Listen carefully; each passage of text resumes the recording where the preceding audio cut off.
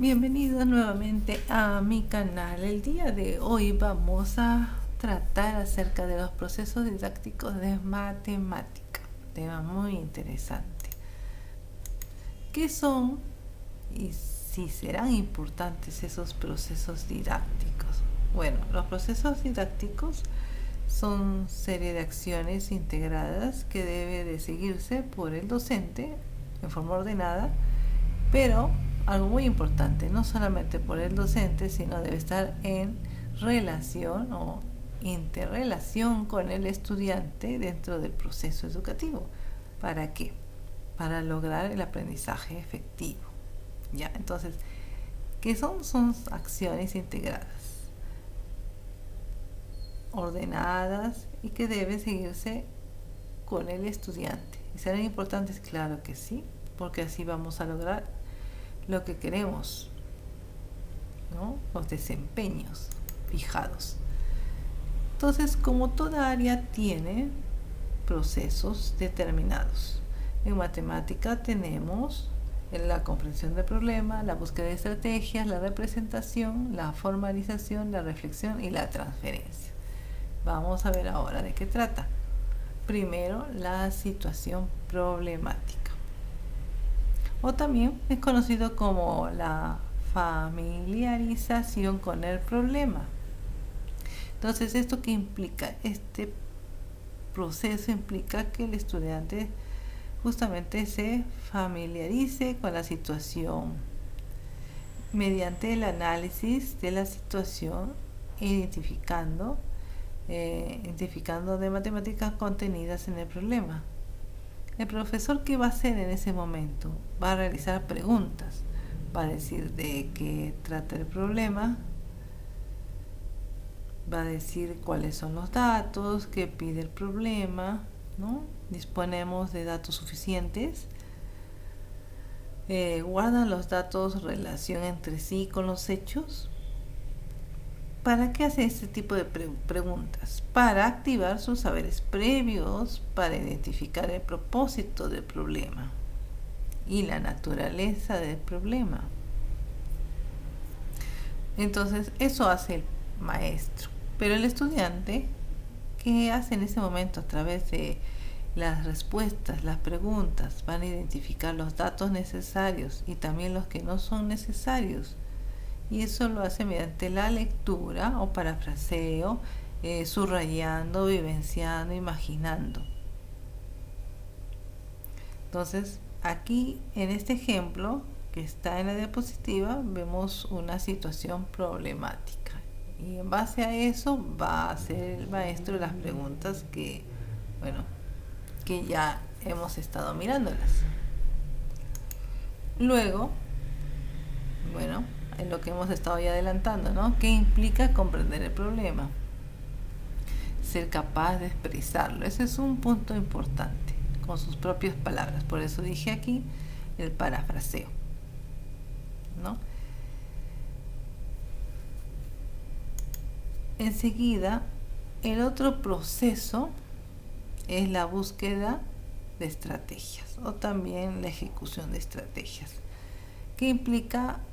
Implica que el estudiante indague, investigue, ¿no? Seleccione las estrategias que considere importantes, pertinentes.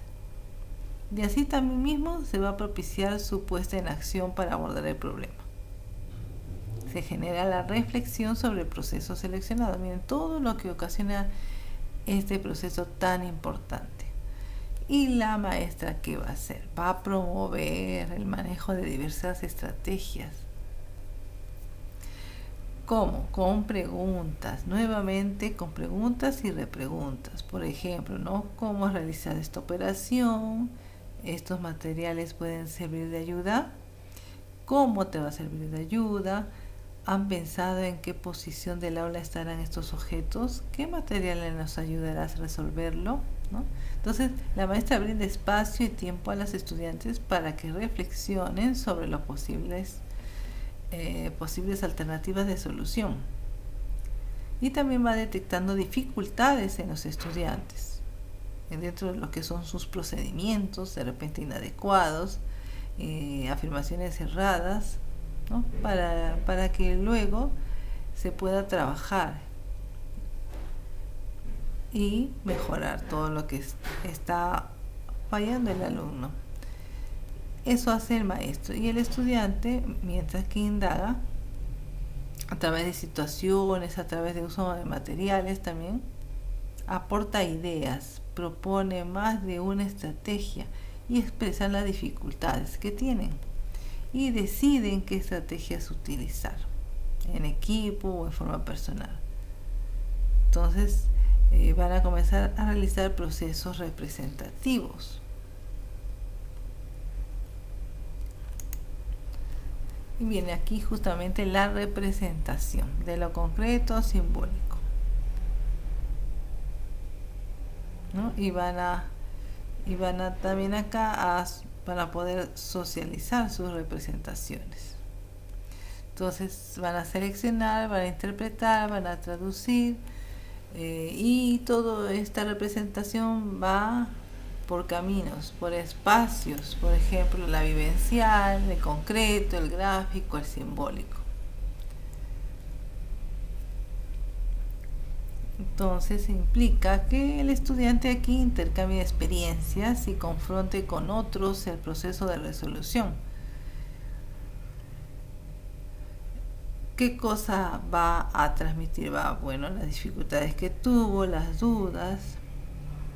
El docente va también interrogar sobre el significado de las representaciones que hacen los estudiantes.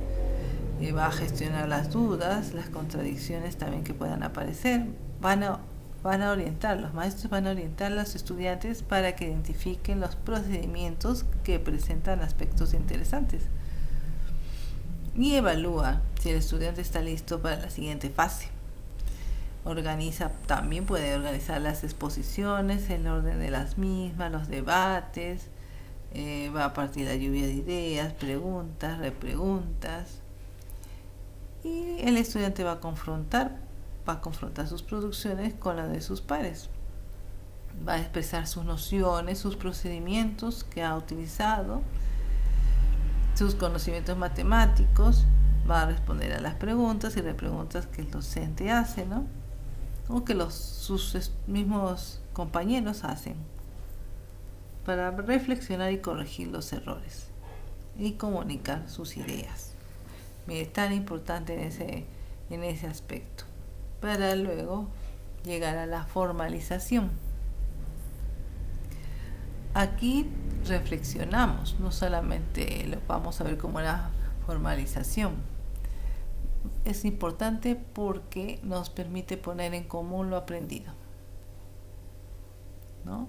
También va a consolidar y va a relacionar los conceptos, los procedimientos, y va a dar respuesta al problema.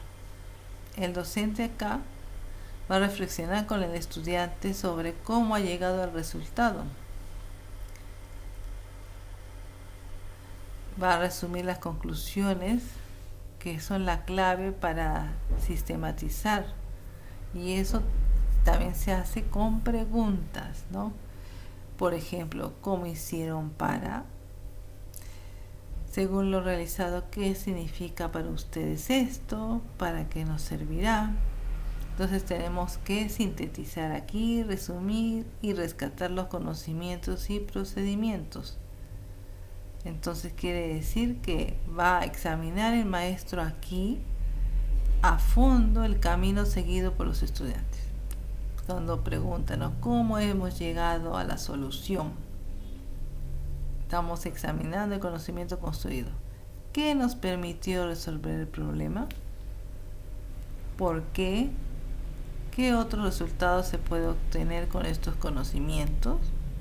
¿Ve? O sea, en todas las áreas, en todos los procesos didácticos de todas las áreas, las preguntas, repreguntas, trabaja mucho el razonamiento crítico. Trabaja mucho la evaluación y la retroalimentación permanente. El estudiante acaba de expresar sus conclusiones. Por ejemplo, acá el niño dice, no, una regleta roja es como dos rosadas. Ha llegado a formalizar.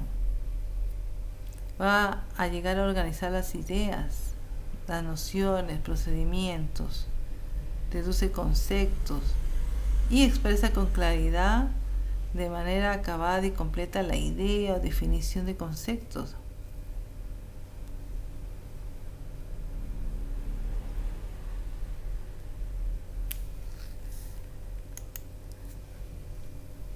Luego vamos a finalizar poco a poco ya con la reflexión, ¿no? Lo que se hizo, sus aciertos, dificultades. Acá vemos una maestra que está haciendo preguntas, ¿no? Las interrogantes bien formuladas constituyen la mejor estrategia para realizar el proceso de reflexión. Bueno, eso ya lo acabamos de ver. Vamos a ver ahora la transferencia, ¿no? La transferencia de los saberes matemáticos. Vamos a poder que los conocimientos que se ha alcanzado se puede aplicar en otras situaciones. El maestro puede presentar otra situación similar o diferente también. El estudiante puede plantear el problema también, lo puede plantear y sus pares pueden resolverlo. Y sobre todo va a propiciar la práctica reflexiva en diversas situaciones, ¿no? El estudiante, al plantear nuevos problemas, puede modificar la información, el requerimiento del contexto, establecer requerimientos a partir de información que selecciones. Y bueno, y dada la situación y la respuesta, formulada un problema usando, por ejemplo, una estructura multiplicativa, aditiva, ¿no? Como acá vemos, la transferencia se da en situaciones que el maestro propicia fuera del aula. Por ejemplo, estos niños están en su casa y están poniendo en práctica lo que han aprendido. Es justamente lo que se quiere. Eso es educar para la vida. Eso es educar para la vida. Dar sentido a lo que aprenden desde el inicio, ¿no? Esto nos va a servir para algo, para que en cualquier momento de nuestra vida, dentro de nuestra vida cotidiana, nos vamos a dar cuenta que podemos aplicarlo.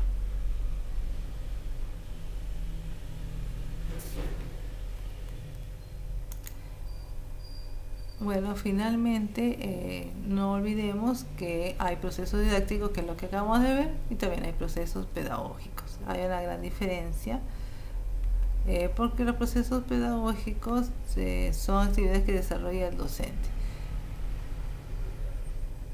para mediar en el aprendizaje significativo del estudiante, mientras que el proceso didáctico son acciones ordenadas pero que van en relación o interrelacionadas con el estudiante.